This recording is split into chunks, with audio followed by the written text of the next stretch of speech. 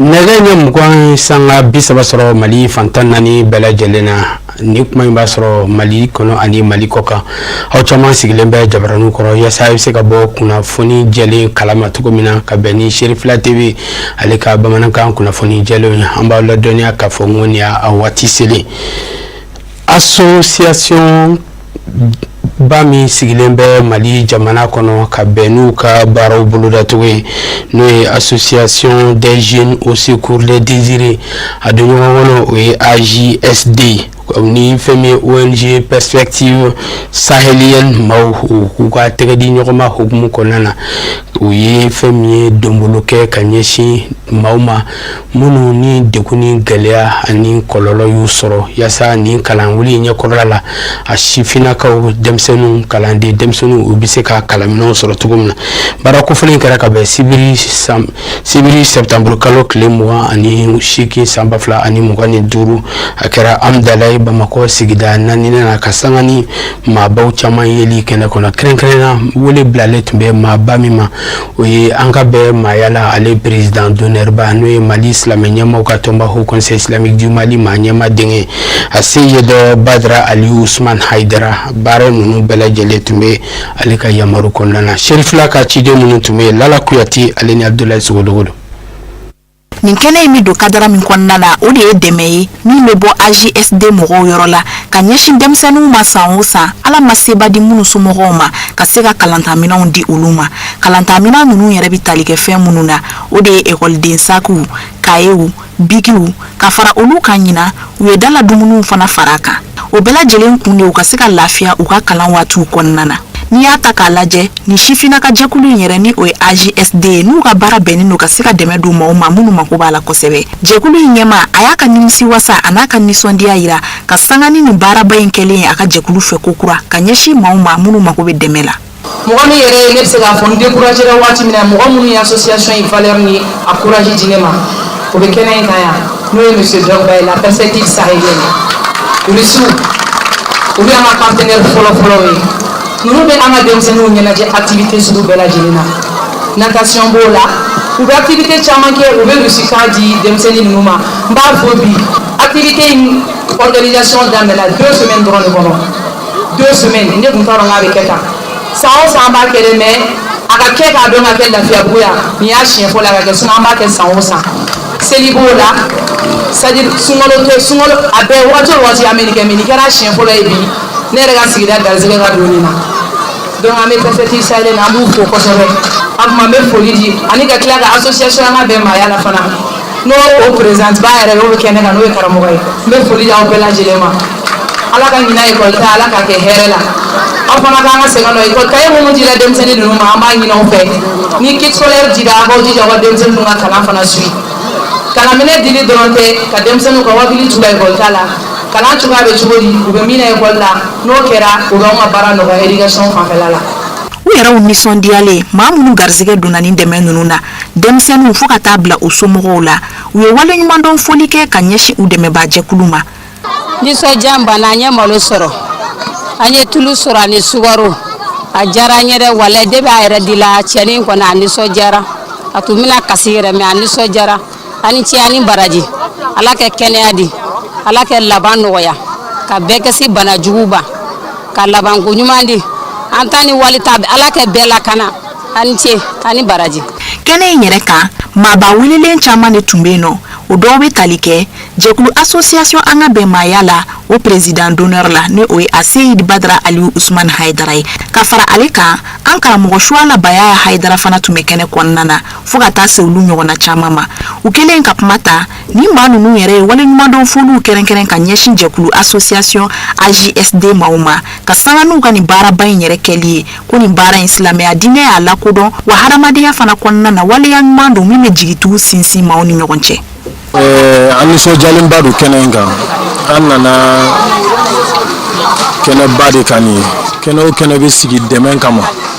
ani hinɛ mɔgɔw la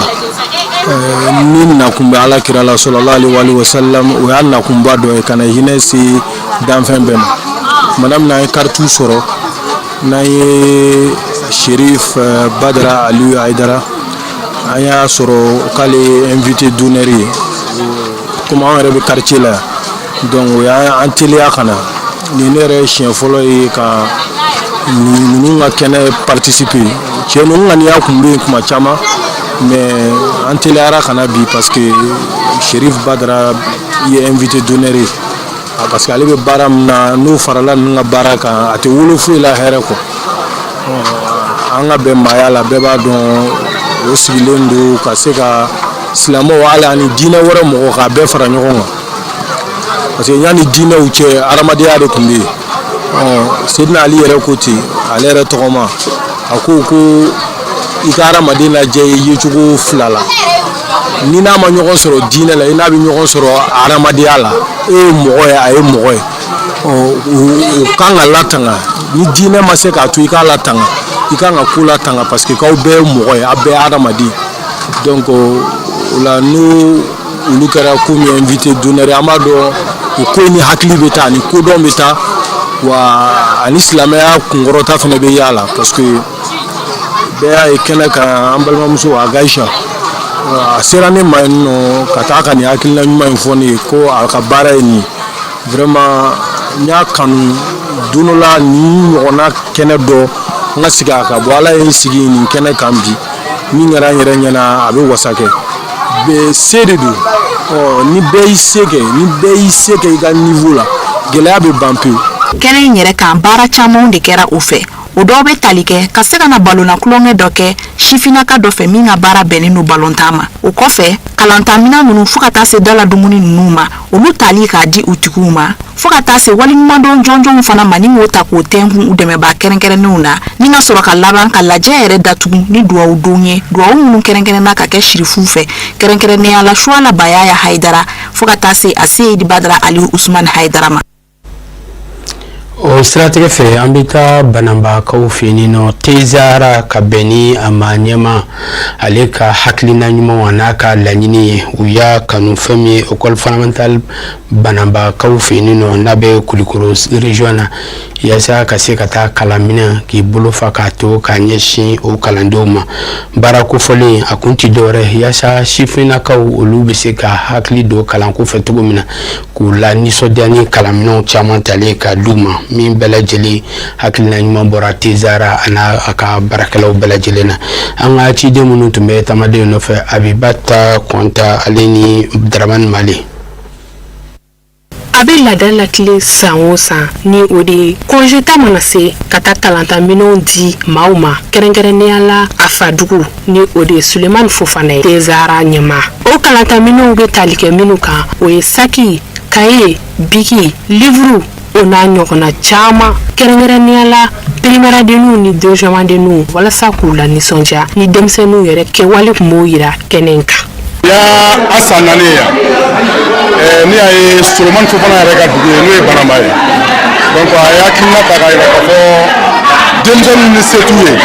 ni kalan ka di n'u fɛ ka don kalan na ni minɛn t'u bolo ka na minɛn d'u ma pour que u bɛ se ka na ni kalan ye donc o hakilina kɔnɔna na a ye sagiden 200 bila ka na premier année 100 ani deuxième année 100 pour k'a di denmisɛnnin dimbali ma donc an ye Banambakaw wele u ko an ka n'a ye mairie la k'an b'a kɛ mairie la donc n'a kɛ mairie la denmisɛnninw y'u wele ka na an bɛ sagi d'u ma ni minnu ma se ka na ni école taara u b'olu ta d'u ma mun ka gɛlɛya yɛrɛ kɔni ma an bɛ mun ɲini fɛ an kana ni sagi ye cogo min na jɛlenya la a dira olu fana ma u k'a di se tɛ mɔgɔ minnu ye u k'a di olu ma. Ni kalanyɔrɔba ninnu directeur fo ka taa se a karamɔgɔw ma fo o ni kalanden somɔgɔw bɛɛ lajɛlen nisɔndiyara Tezara maaw ka nin hakilina ɲuman in na k'a yira k'a fɔ nin ye waleya ye min kan ka ladege jamana kɔnɔden kelen-kelenna bɛɛ lajɛlen fɛ. An bɛ Tezara mɔgɔw fo k'u waleɲuman dɔn fɛn min kɛra siɲɛ 1 ka se siɲɛ 2 fo 4 ma an bɛ Ala de deli Ala ka kɛ fɛn ye fɛn min ni kuntala jɛn ka tɛmɛ o bɛɛ kan nisɔndiya min banna bi n'an k'an b'a fɔ an tɛ se k'a fɔ ka se a dan na mais an b'a fɔ dɔrɔn ko Tezara mɔgɔ aw ni ce aw ni baraji an bɛɛ ye denmasa ye mais denmasaw fana ka kɔnɔganw bɛ ɲɔgɔn ye mɔgɔw bɛ yen nɔ bi n'olu ye nin ye u denw bolo a bɛ min k'u la ni Ala tɛ mɔgɔ si t'a dɔn u bɛ duwawu don bi Tezara PDG ni a ka baarakɛlaw ye a duwawu tɛ bi ka d'a kan u bɛ togo min na a ye ŋɔni bɔ u sen na kalanwuli ɲɛkɔrɔla in na. Dugutigilakaw, merilakaw, olu bɛɛ ye kɛnɛ in sɔrɔ ka n'u ka nisɔndiya, bonya ani kalama yira ni u bɛ foli kɛrɛnkɛrɛnnen kɛ Tezara maaw ye ani k'u ka hakilinaw di ni baara ɲuman in kan. Tezara Sulemani Fofana vraiment an bɛ dugawu k'a ye sini kɛnɛ Ala ka dan n'a ma. Mɔgɔ caman bɛ taa wale ni tunga fɛ mais k'i hakili to i faso la ta i dɔgɔninw ni den minnu bɛ yen nɔ ni yatima don se t'u bangebaaw ye fo kala bɛna nɛgɛburu la ka saki ni kaye d'u ma ani kala ka minɛnmisɛnninw vraiment dan d'o la a bɛ courage don denmisɛnninw na u mansa minnu bɛ ni se t'u ye a bɛ courage d'u la vraiment an bɛ Sulemani an b'a fo Tezara baarakɛlaw Sulemani jɛɲɔ aw minnu fana dɛnɛ dara n'a bɛna n'a kana di anw man ka d'an mɔdenw n'an denw ma an b'a fana fo fɛn dɔ bɛ di maa ma ka dɛnɛ dɛ kan i t'a ba sira fɛ ni asa naani ye u bɛ na n'a ye an b'a sɛgɛsɛgɛ wo kelen t'a la yurugu t'a la fɛn ko t'a la u b'a di cogo min a bi di ten. Nisɔndiya min mana sɔgɔma na ni n ko b'a fɔ a tɛ se ka se a dan na san o san b'o fɔ san o san b'o fɔ san o san dɔ de bɛ ka fara a yanga ka taa fɛ nin ye Tezara san 4nan ye san o san rentrée scolaire la u bɛna saki ni a kɔnɔmina di an ka denmisɛnninw ma donc san o san dɔ de bɛ ka fara a yanga kan san o san dɔ de bɛ ka fara a caya kan donc vraiment an bɛ solu n'a ka mɔgɔw fo ka taa Tezara n'u mana fɛ u tɛ da kaye ni fɛn dili ma u bɛ kayew di directeurs ma u bɛ tew di mɔgɔw ma u bɛ casquettes di vraiment ne kɔni nisɔndiyalen sɔgɔma fo ka dan tɛmɛ donc toujours an bɛ laɲini kɛ solu fɛ a bɛ ka min kɛ belebeleba don ni ne faso de ɲuman ye mɔgɔ mɔgɔ n'i bɔra faso la ka taa fɛn ɲini ni Ala ye nɔgɔya kɛ ni faso n'i kɔfili faso la vraiment nin ye hakilila ɲuman de ye donc an b'a ɲini solu kɔrɔ bolo ka den fɛn o fɛn bɛ yen ni Ala ye nɔgɔya min k'i hakili surtout ni fɛn min ye kalanko ye a man nɔgɔn kalanko donni ka bon maa kelen ma donc solu bɛ ka nin min kɛ ni bɛɛ sera ka dɔɔni kɛ vraiment a bɛ fisaya donc an bɛ solu fo k'a wale ɲuman dɔn. Hakilina jiginna ka dɔw tulo kan k'a fɔ nin y'a san 4 ni Tezara maaw bɛ ni fourniture scolaire ninnu di banaba denmisɛnninw ma n'u y'a yira k'a fɔ ɲinan fana yɛlɛma donna la ni o kaye di direction fana ma ni o fana nafa ka bon kosɛbɛ u y'a yira k'a fɔ fana don n'a nataw la u bɛna yɛlɛma caman wɛrɛ don min tɛ nin si ye. hali bi ani Tezara maaw bɛ to ɲɔgɔn fɛ ka bɛn ni Tezara maa ɲɛmaa n'o ye monsieur Sulemani Fofana a ka hakilina ɲumanw ni kalan wuli ɲɛkɔrɔlaw la ka se ka dɛmɛ don denmisɛnninnakaw ma Kulikoro bananba kɔfɛ a seginna ka na Bamakɔ kɛrɛnkɛrɛnna groupe scolaire Jangina Kulibali min bɛ Lafiyabugukaw fɛ yen nɔ ka fara fɛn min Musabugu ta kan olu kalandenw fana garisɛgɛ donna kalanminɛnw caman baden taara ka ɲɛsin u ma Tezara maaw fɛ ni baara ninnu bɛɛ lajɛlen bi don u ka hakilina ɲuman ani u ka ɲɔgɔn dɛmɛ hukumu kɔnɔ baara kofɔlen a kɛra bi tɛnɛ fɛn ye septembre kalo tile 29 san 2025 Abdou Karim Sako Abdoulaye Sogodogo olu ye baaraw seereya. Duguma kalanden maa 400 olu de garijigɛla kalanminɛnw na ka bɔ société Tezara yɔrɔ kɛrɛnkɛrɛnnenya ma groupe scolaire Jangina Kulibali Lafiyabugu ani groupe scolaire Ablaye Cambali Sisao ka bɔ Misabugu ni kalanso kofɔlen 2 de garijigɛla Tezaraw maaw ka dɛmɛ na kalanminɛnw na ka di denmisɛnninw ma n'o ye duguma kalan denmisɛnninw ye dɛmɛ min kɛra u fɛ u ye kalantaminɛnw ye n'o ye saki ye ani kayew ani kalankɛminɛn misɛnmaninw minnu ni denmisɛnninw mako bɛ jɔ o la walasa kalanta min ni a dɔgɔdalen bɛ ka bɛn octobre kalo nata tile fɔlɔ ma denmisɛnninw ka se ka kɛ farifoni ani nisɔndiya kɔnɔna na laɲini min b'a la o de ye k'a fɔ ɲɔgɔn dɛmɛ de don ka ɲɛsin denmansaw ma an bɛ waati min na n'o ye kalanta waati ye waati a ma nɔgɔ ka da jamana yɛrɛ la hala kan a ɲɛma n'o ye Sulemani Fofana ye a y'a ŋaniya siri ka se ka a denmansa ɲɔgɔnw dɛmɛ kalan ka se ka kɛ denmisɛnninw fɛ hakilisigi ani nisɔndiya kɔnɔna na nin ye waleya ye min na a jara kalanko ɲɛmaw ye kosɛbɛ n'o ye groupe scolaire Jangina Kulibali ani groupe scolaire Ablaye Cambali Sisao Misabugu ninnu bɛɛ lajɛlen ka waleɲuman dɔ foli kɛ ka ɲɛsin société Tezara ma. An bɛ Tezara fo k'u barikada u filɛ nin ye ka na sagi mun d'a ma ani kaye ni bigi ni crayon a bɛ denmansa caman dɛmɛ parce que waati ka gɛlɛn kosɛbɛ Tezara nana ka na première année sagi 100 de d'a ma ani deuxième année sagi 100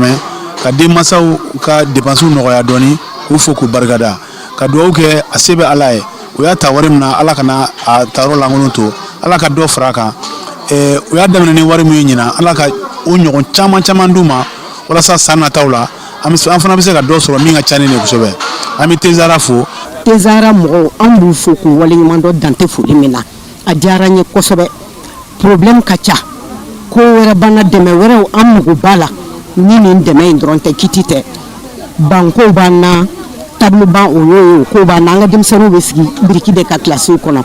anga première année be se kata demsen keme ani ko la deuxième année fana be o chugo la bantanya bana donc amogo be partenaire wera ni lu sera kaniye kan deme o ko la o be dianye ko sobe fɛn min ye société Tezara ye a ka nin waleya in de tɛ a siɲɛ fɔlɔ ye bawo san caman ye nin a bɛ nin kɛ nka a ka laɲini de ye k'a fɔ a ka se ka kɛ jamana fantan ani 4 bɛɛ lajɛlen kɔnɔna na o de la a kalikan de ye k'a fɔ ɲinan Bamako commune 6 bɛɛ lajɛlen u na o kapu kelen-kelenna bɛɛ lajɛlen ta ka u se unu damayira kɛ o yɔrɔw la dɛmɛ sira fɛ ka ɲɛsin kalandenw ma ni kalanminɛn dilen ye u ma o baaraw bolodalen bɛ u fɛ o cogo la jamana fan caman fɛnɛ. Le PDG Solomon Fofana Tezara tigi nin t'a siɲɛ fɔlɔ parce que a y'a kɛ yɔrɔ caman dɔw yɛrɛ b'u ka 4e édition na Jelibu yɛrɛ b'a ka 6e édition na mais il a jugé nécessaire comme jamana gɛlɛya bɛ jamana kɔnɔ ale ka se ye mun ye o ye ka commune dɛmɛ yan donc a ye kapu kelen-kelen ta par commune o de la an ye Banankabugu ta donc Banankabugu DCAP fana ye Musabugu d'an ma a bɛ yɔrɔ yɔrɔ la yɛrɛ a bɛ Kayi a bɛ Segu a bɛ Banamba a bɛ Kati ko Kati tɛ Bamakɔ fɛ kɔni bien vrai k'a sɔrɔ a la a b'o dugu la kaban yɛrɛ a bɛ Kita donc n'Ala sɔnna n'Ala ma baasi kɛ ko bɛɛ bɛ jamana gɛlɛya dɔn sinon ɲinan mun b'a kɔnɔ o tɛ nin ye o ka ca ni nin ye yɛrɛ mais an b'an fanga an bɛ taa dɔɔni quoi n'Ala sɔnna. fɛn min ye kalanko ɲɛmayaso ye commune 6 kɔnɔna na kɛrɛnkɛrɛnnenya ma centre d'animation pédagogique Banankabugu fo ka taa se di académie d'enseignement rive droite ma nin ɲɛmaaw bɛɛ lajɛlen ka waleɲuman fɔlɔ kɛ ka ɲɛsin Tezara ɲɛmaa ma k'a yira k'a fɔ u bɛ waleya minɛ ka ɲɛsin olu ma ko baw n'i ye kalanden dɛmɛ i ye karamɔgɔ de dɛmɛ u ye foli kɛ ka ɲɛsin a ma ni k'a ɲini a fɛ hali bi u ka to ɲɔgɔn bolo nin baara in na dɛmɛ kama ka ɲɛsin denmisɛnninw ma n'olu ye siniɲɛsigi ye a baaraw kun cɛra ni minɛ kofɔlen n'u dili ye ka taa se forobaja ta ma n'o ye photo de famille ye. kunnafoni nasira wɛrɛw fɛ Jeune Chambre Internationale Bamako Espoir walima Duba ka bɛn ni u ka baaraw bolodatogo ye n'o ye maa kelen manda kelen o hukumu kɔnɔna na Jeune Chambre Internationale Bamako Espoir maaw u y'u ka san sigiliba n'o ye laadalasigi ye n'an b'a wele ko convention locale o baaraw kɛra ka bɛn sibiri septembre kalo tile 28 san 2025 ma a kɛra fɛn min ye sifinw tɔgɔlasoba min bɛ Mayembugu n'o ye Palais des Pionniers ma caman ye ɲɔgɔn sɔrɔ lajɛrɛba in kɛnɛ kan a b'i tali kɛ u ka biro o kurayali ma ka sanga ni u ka laɲini kɛcogo ɲuman ye Sadio Sidibe Sherifla Jabaraniso tɔgɔ la ale bɛ ɲɛfɔli kɛ a ko la. jɛkuluba min bɛ Mali kɔnɔ ni a sigilen bɛ sifinnakaw tɔgɔ la ni a bɛ wele Jeune Chambre Internationale u y'u ka ɲɔgɔnnajɛrɛba kɛ Bamako min kɔnɔna na u b'u da don san tɛmɛnenw na gɛlɛya minnu sɔrɔla ani ɲɛtaga minnu sɔrɔla ka se ka kuma olu kan cogo min na ani fana ka se ka ɲɛbila kumaw kɛ min b'a to san natɔla la gɛlɛya minnu sɔrɔla olu ɲɔgɔnnaw kana sɔrɔ cogo min na ko hali n'a sɔrɔ ɲinan gɛlɛyara o bɛɛ n'a ta baara caman sera ka kɛ ɲinan manda kɔnɔna na ɲɛma ka fɔ la. bi faraɲɔgɔnkan in kun ye ka manda sɛmɛyɔrɔ de yira membres la k'a yira depuis san daminɛ an ye min ni min kɛ k'o yiru la k'a fɔ ko an y'a kɛ ka se f'a dan de la an sera fo nin niveau de ma ani fɛnɛ san wɛrɛ équipe ka se ka olu élu u ka se ka san wɛrɛ fɛnɛ ta se san kɔrɔ tan quoi. san baarakɛlenw sincèrement an ye baara caman kɛ nin san in kɔnɔna na projet caman bɛ yen an sera k'olu réaliser a ka ca ni projet femme leader, femme entrepreneur, jeunesse leadership, Espoir Business School, entre autres. A bɛɛ faralen ɲɔgɔn kan ni session de formation an ye maa kɛmɛ ni kɔw de sɔrɔ a la ani a session fɛnɛ kɛmɛ ni kɔw fɛnɛ kɛra a la donc n'an bɛ se ka kuma fɔ o yɔrɔ la o y'o de quoi an ye formation dɔ fɛnɛ kɛ jeunesse leadership où an ye jeune kɛmɛ de former a don kelen na. fana ye sankɔrɔta di an ka manda ma kosɛbɛ yɛrɛ. ni lajɛrɛ ni a kun tɛ dɔwɛrɛ ye min b'a to cogo min na ka ɲɔgɔn fara ɲɔgɔn kan ka ɲɔgɔn lamɛn ka hakilinaw falen falen min kɔnɔna na u bɛ hakilina dɔ ta min bɛ tali kɛ u yɛrɛ ka cakɛda in kan min bɛ to ka baaraw hakilinaw ta cogo min na o de kadira kɔnɔna na san o san u bɛ nin lajɛrɛba in kɛ min b'a to k'u da don biro sigi kura min kan ka kɛ ka kuma o kan ani fana biro kɔrɔ ye baara min kɛ ka kuma o kan ni ka tila ka olu fana fo. ɲinan parrain ale y'a ka nisɔndiya jira ni ka tila ka sifin jɛkulu maa ninnu fo ka danaya la. a diyara n ye n dɔgɔninw ye nin hakilina min ta k'a ɲɛsin ne ni n balimamuso ma n'o ye Mariam Wɛlɛkɛ min k'an ka nin convention ye 2026 ka kɛ a parrain ye a diyara an ye a bonyana an ma ladilikan min bɛ ne bolo k'a lase n dɔgɔninw ma surtout Cheikh Abdallah Maïga a ye baaraba de kɛ ɲinan bɛɛ b'a dɔn jamana bɛ position min na sisan foyi ma nɔgɔn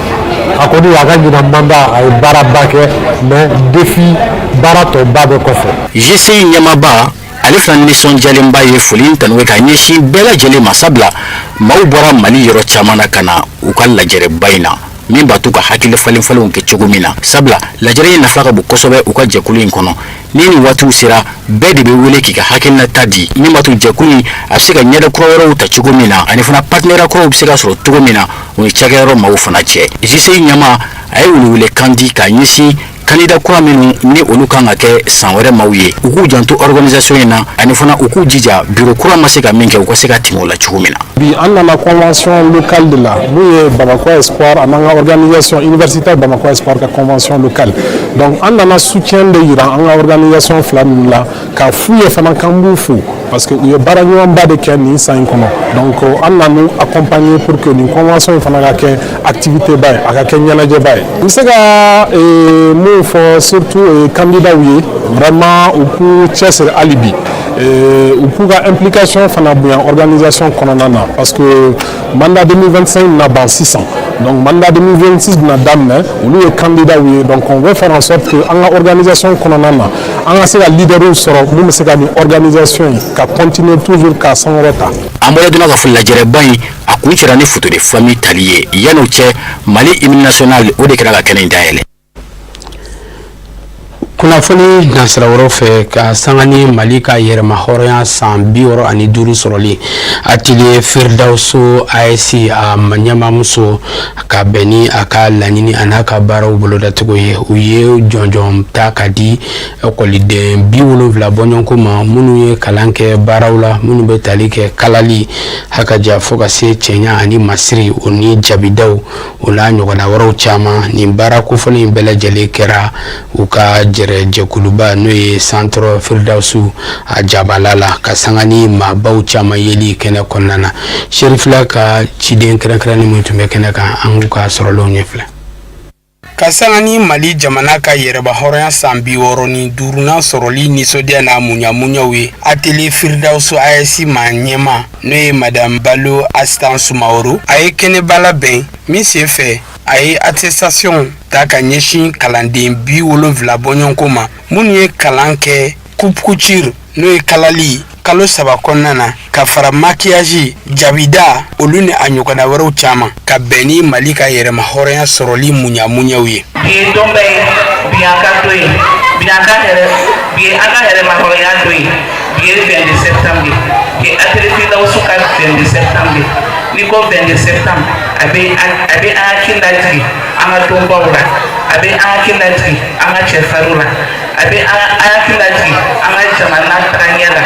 a bɛ an hakili lajigi an ka jamana ɲɛmɔgɔw cɛsirilen don an ka jamana ko la su ni tile a bɛ hakili lajigi fasoden ɲumanw la ni ko 22 dabɔla a ka fɛti an ka marifa in kɔnɔ a dabɔla a ka ɲɛnamaya an ka marifa in kɔnɔ a dabɔla don dɔw tɛmɛna an sɛgɛnna mɛ an sera k'an ka hɛrɛmahɔrɔnya ta 22 dabɔla o de kama atelier Firdauso fɛnɛ y'a laɲini o donba in na bi don barikama in na an fɛnɛ ka se an ka 22 fête Firdauso la walasa an ka jamana ɲɛmɔgɔw fɛnɛ ni dɛmɛ o bɛ charge na o bɛ sɛgɛn na o bɛ degun na an ka jamana ko la an ka se k'o fɛnɛ dɛmɛ ka yira u la ko olu dɔrɔn tɛ se hali an yɛrɛ fɛnɛ bɛ se k'u dɛmɛ ka sababu kɛ ka an bɛ métier kɛ an bɛ musow dege bololabaara min na an bɛ musow dege u ka hɛrɛmahɔrɔnya la an bɛ musow dege u ka autonomisation na o fɛnɛ ka se ka kɛ an fɛnɛ ka bolomafɛrɛ ka ɲɛsin an ka jamana ɲɛmɔgɔw ma ka ɲɛsin bi bɛndo in na ka ɲɛsin bi donba in na raison pour laquelle an fɛnɛ y'a lajɛ ka bi don in ka laɲɛnɛmaya atelier Firdauso kɔnɔna la ekɔlidenw kan ka bɔ ka bɛn bi ma an ka lajɛ k'u ka attestation d'u ma an ka lajɛ k'u ka jɔnjɔn d'u ma walasa olu fɛnɛ ni mɔgɔ wɛrɛw fɛnɛ sigilen don so u filɛ ka se ka nin ye ka nin kɛ exemple ye u ka wuli u ka dɔ k'u yɛrɛ u ka bɔ sokɔnɔ sigi la barisa don o don nin diya a tɛ laban ni ko jamana i ko muso ni ko tu i ko muso. Comme on le dit si bien, le développement d'une nation se fait surtout avec des femmes bien formées, raison pour laquelle Aterefita aussi il bama musoma ou tegi pour la barana ou tegi ou ka se ka dɔ k'u yɛrɛ ou tegi u ka autorisation na barisa jamana kelen tɛ se barisa an ka état dɔrɔn tɛ se an ka état tɛ se ka bɛɛ embaucher n'an bɛɛ wulila ka dɔ k'an yɛrɛ an mago bɛ mun na jamana ko la faso ko la a bɛ sabati donc an bɛ dugawu kɛ halisa ala k'an ka jamana suma ala k'an ka maliba ala k'an ka sago ye mɔgɔ wɛrɛw de ka ɲɛbɔ anw fɛ n'an kana ɲɛbɔ mɔgɔ wɛrɛw fɛ mali a ka ja ka tɛmɛ nin bɛɛ lajɛlen kan an bɛ dugawu kɛ an ka jamana ɲɛmɔgɔ min b'anw ko su ni tile ka an ka kozow defan an bɛ dugawu kɛ ala k'u fanga se ala kana to jugu ka se an na an bɛ dugawu de kɛ kosɛbɛ. Lajɛrɛ in kɛnɛ kan ni ɲɛmamuso nisɔndiyalen foli ni barikada ni waleɲuman dɔ kɛ ka ɲɛsin nabaga bɛɛ lajɛlen ma ka sɔrɔ ka kalanden ninnu ka cɛsiri ni jija ɲini fɛ ko u labila ni u ka jɔnjɔn sɛbɛnw olu talen ka d'u ma. Ni lajɛrɛ in kɛra wagati kɛrɛnkɛrɛnnen a ka se ka wele bila kalandenw ni kalanden somɔgɔw k'a ɲini fɛ k'u ka danaya da atelier Firidausu kan bawo a bi kɛ sababu ye ka se k'u ka denw ka siniɲɛsigi k'o sabati bololabaara nasiraw fɛ minnu dɔw bɛ tali kɛ kalali jabida kundilan cɛya ani masiri olu n'a ɲɔgɔnna wɛrɛw caman. Kɛnɛ in y'an bonyara ni défilé ale ni kalanden ninnu ka jɔnjɔnw talen ka ɲɛsin u ma olu kɛra ni lajɛrɛ la kunbabaw ye min kow bɛɛ lajɛlen kɛra bonya ni karama ni nisɔndiya kɔnɔ. An bɛ taa Bamakɔ sigida 5nan ka bɛn ni a yɛrɛmarakafo ɲɛma ale ka yamaru n'u ka baara bolodatugu u ka ladala tilelafana to dun ba min bɛ labɛn a fɛ kuma ni kuma ani kunnafonidilaw ni ɲɔgɔn cɛ o baara kofɔlen bɔra dɔgɔkɔrɔ ka bɛn fɛn ye sibiri ma maaba caman ye ɲɔgɔn sɔrɔ Amadu Watara ale kɛrɛfɛ lajɛrɛ in bɛ kɛ waati ye yaasa u bɛ se ka i da don u ka baara min kɛr'u fɛ wagati tɛmɛnenw na ani baara kura minnu bolodalen bɛ da bɛ se nin bɛɛ lajɛlen ma k'a daminɛ janvier kalo tile fɔlɔ ka taa bila juin kalo tile 30 san 2025 ma an ka ɲɛ sɔrɔlenw ɲamada ɲɔgɔn fɛ. Donc an y'a layiru ta depuis an donna mairie kɔnɔ ko kalo wɔɔrɔ an bɛ kɔmasegi kɛ an ka dugudenw ye donc o hukumu kɔnɔna na de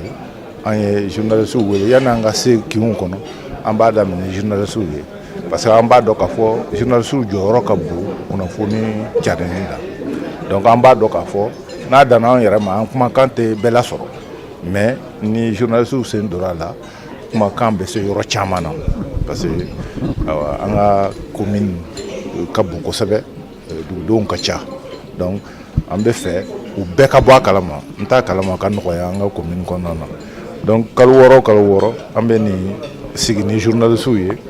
n'an tilala journalistes la an bɛ don kinw kɔnɔ n bɛ à peu près latigɛ déjà lundi déjà 16h o ye Badalabugu ye n'o bɔra Badalabugu o cogo la fo ka taa a laban Garantigibugu la donc o kɔrɔ ye laɲini ye mun ye dɔrɔn ka kɔmasegi kɛ parce que n'i bilala ci la a ci a ɲɛna a ma ɲa i kan ka kɔmasegi kɛ ni minnu ɲɛna o bɛ dɔn ni minnu fana ma ɲa dugudenw bɛ se k'u da don a la k'a fɔ bon n'a tun y'a kɛ ten a bɛ ɲa an bolo donc o don kumaɲɔgɔnya de don k'o don ani population cɛ pour que o fana k'u sen don commune jɔ la parce que olu jɔyɔrɔ ka bon commune jɔ la kosɛbɛ parce que mairie bɛ baara kɛ ni nafolo mun ye o bɛ bɔ population de bolo ni mɔgɔw kunnafonina ka ɲa a ka ca Ala fɛ caman bi i ka musaka di mais n'u ma kunnafoni ka ɲa a bɛ gɛlɛya donc an bɛ fɛ ka o gɛlɛya de wuli o de kosɔn an bɛ nin wulikajɔ la commune kɔnɔ. O bɛɛ de bɛ dansiri bi bamanankan kunnafoni sɔrɔlen na minnu farala ɲɔgɔn ka kunnafoni di so ɲɛmɔgɔso fɛ ka lase aw ma ka bɛn ni nin waati kofɔlen foli bɛ kɔrɔkɔrɔ ka ɲɛsin filɛlikɛbagaw Mali kɔnɔ ani Mali kɔ kan aw k'an bɛn diɲɛ waati wɛrɛ.